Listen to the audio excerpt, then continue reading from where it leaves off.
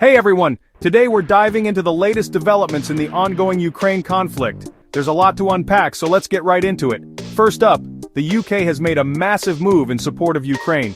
Prime Minister Keir Starmer announced a whopping £2.2 billion loan, along with £1.6 billion in export finance.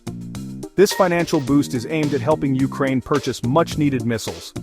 Starmer is determined to strengthen Ukraine's position at the negotiating table, especially after learning from the past mistakes of the Minsk agreements. But it's not just the UK that's stepping up. Starmer has been in discussions with the US and a coalition of the willing. They're working on a plan backed by the US, which could include security guarantees for Ukraine. Despite some skepticism, Starmer dismissed the idea of the US being an unreliable ally. Now let's talk about Ukrainian President Volodymyr Zelensky. He recently visited the UK after a tense meeting with President Trump at the White House. The meeting was supposed to seal a deal where the US would gain access to Ukrainian rare earth minerals in exchange for security guarantees. However, the talks ended in an argument, leaving the deal unsigned. Interestingly, Trump later publicly questioned Zelensky's commitment to peace talks. This move was praised by Russian Foreign Minister Sergei Lavrov, who accused European countries of prolonging the conflict. Lavrov called Trump's approach common sense.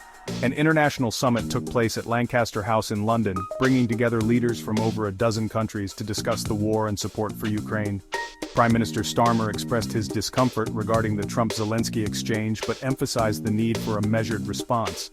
He mentioned that the UK, France, and Ukraine are working on a ceasefire plan to present to the US.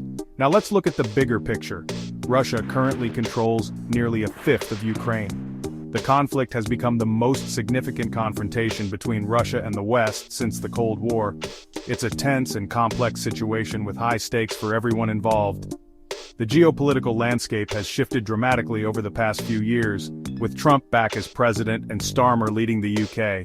The war in Ukraine has been ongoing for 3 years now, and the global community is keenly watching every move. That's all for today's update on the Ukraine conflict. If you found this video informative, make sure to like and subscribe for more. Stay tuned for the latest news and insights. See you next time.